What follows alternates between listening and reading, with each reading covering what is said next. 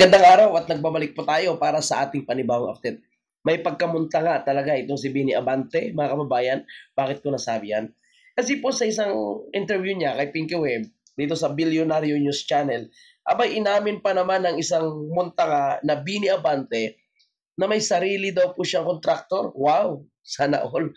Kung may sarili kang kontraktor, either sa'yo man yan, o may soke ka, abay bawal yan. Kasi dapat nagkakaroon ng isang competitive bidding sa bawat proyekto ng gobyerno para makatipid ang gobyerno at makasigurado na talaga ang sumali sa mga bidding ay talagang kapanipaniwala at kaya nilang gawin ang project na gustong ipagawa ng gobyerno.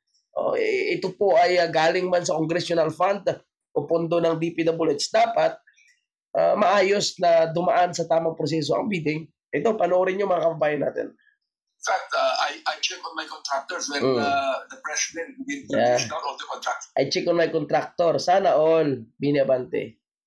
So glad na wala doon sa listahan ni Presidente. But when you say my contractors, that might be misconstrued, sir, na kayo ang pumipili ng contractor, kaibigan nyo si contractor. Wala akong kaibigan contractor. In fact, it is actually... Biglang nag-twist, na-realize niya, putang ina, nabinggo ako dito.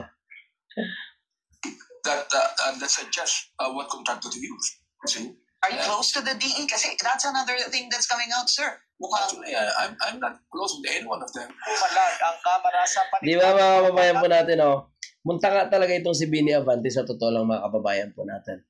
Ngayon, sa pag-amin mo pa lang na talagang may sarili kang kontraktor, at kahit dininay niya pa nung huli, wala na po itong lusot. Ito patunay na talagang kalokohan po yung nangyayari sa mga kongresistang ito. At sabi pa ng isang kongresista na si Congressman Ortega ng I think La Union ata yan. Sabi niya, wag na daw po idamay ang mga matitino. Palagay ko, basta't lahat ay nasa kampo ni Martin Romualdez, walang matitino dyan. Alam naman po natin mga kababayan, yung mga pumirma sa impeachment, hindi naman matitino yon kasi ang habol nila ay makakuha ng pondo kay Martin Romualdez pagkatapos nitong impeachment, pagkatapos nilang pumirma. So ang nangyari lang, nagkabulilyosuhan at hindi po sila nagtagumpay dahil idineklara po ng Supreme Court na ito po is unconstitutional. So ngayon naghahanap naman sila ng panibagong ibabato sa mga Duterte. Kahapon lang, sa interview din ni Bini Abante, sinabi niya na dapat daw imbestigahan at isama daw po sa investigation nitong mga flood control ang Davao City. Imagine nyo kung gaano talaga kamunta nga ang mga kongresistang ito. At nakahalata na nga po sila ng taong bayan. Imagine mo sabihin nila na ang Davao ang imbestigahan sa flood control. Wala naman po mga substandard ghost project yung Davao. At bakit nila hinahanap ang 51 billion na sinasabi ni Congressman Pulong Duterte nung panahon ni Tatay Digong? Hindi nga nakahawak ng pera ng 51 billion yan si Kong Pulong. Diniretso po yan sa DPWH at DPWH yung nagpa-implement ng proyekto kung ano man ang pinagamitan ng 51 billion na yan. So kung gusto na imbestigahan, sabi nga ni Congressman Pulong, nandiyan na yung dokumento, pwede niyang i-provide, lalong-lalo na po kay Bini Abante. Pero siguraduhin mo na ni Bini Abante na hindi pa siya hindi po siya sabit sa 2 billion na flood control project niya diyan sa City of Maynila. Dahil sabi nga ni Isko, 2 billion yung nakalocate sa distrito ni Bini Abante. Tapos sabihin niya na mayroon po siyang sariling kontraktor. Alam niyo naman mga kababayan natin, itong si Bini Abante, napaka-lavish din ito sa kanyang lifestyle. Mayroon po siyang bulletproof na sasakyan, koleksyon umano ng mga barel at mga mamahaling kagamitan kasama yung kanyang mga relos na sinasabi mga kababayan po natin. At kung si Bini Abante ay muntanga, ilalo na muntanga yung kanyang anak, dahil sinabi nga ni BP Sara na pinaghati-hatian ang pundo ng DepEd at ipinasok sa DPWH. Ngayon, asartalo na naman. Ito, panoorin natin. Panibagong mga banat ni BP Sara. Ayon kasi sa bise, hindi lang ang flood control projects ang kinukuramot, partikular sa Kamara. Yan ang agenda report ni Joan Manalo. Patunayan ang mga aligasyon laban sa mga kongresista. Ito ang hamon ni House Spokesperson Attorney Princess Abante sa mga nagsasabing sangkot ang ilang miyembro ng Kamara sa mga anomalya sa lipunan.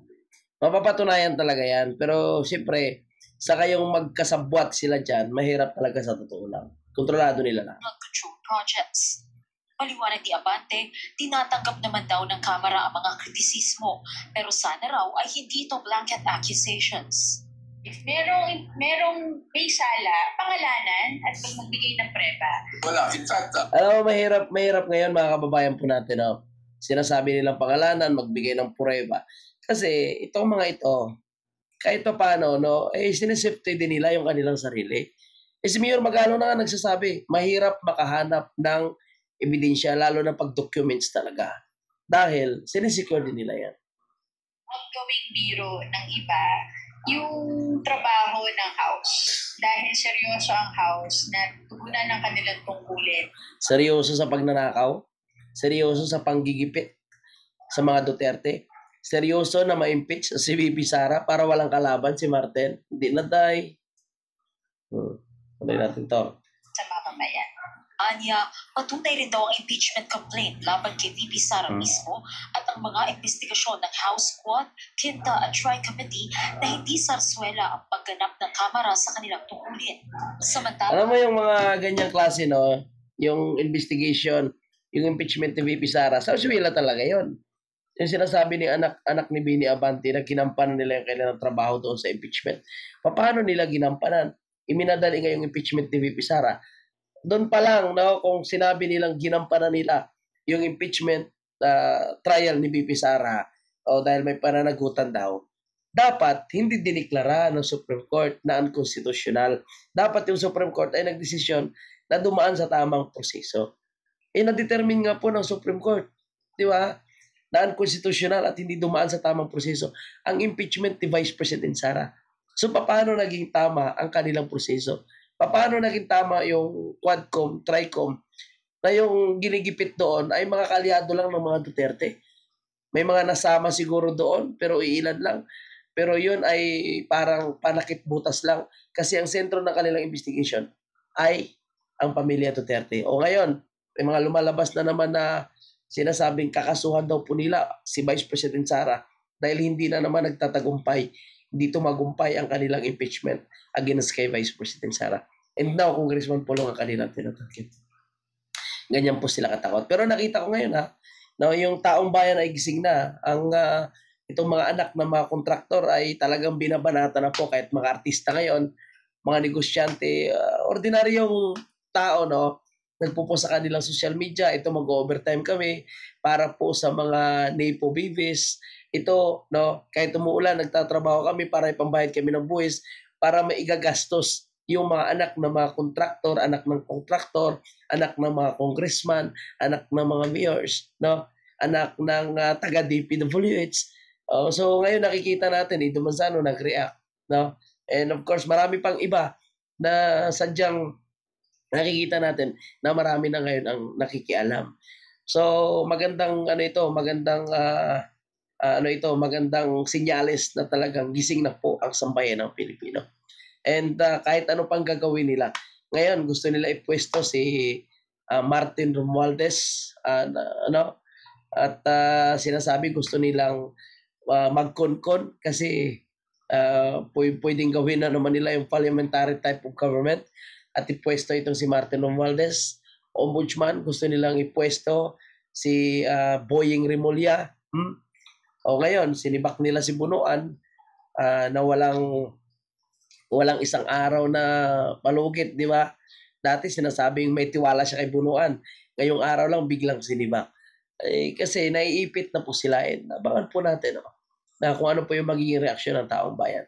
At least malinaw ang direksyon na nakikita natin na yung taong bayan ay gising na. Kahapon grabe ang baha sa Maynila.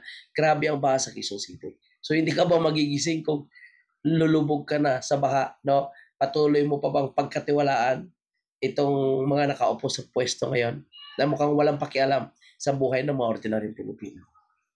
Hindi siguro, mga kabayan natin. So yan na po yung ating panibagong update, no? Ulitin po natin na nag-amin po itong si Bini Abante na siya po ay may sariling kontraktor.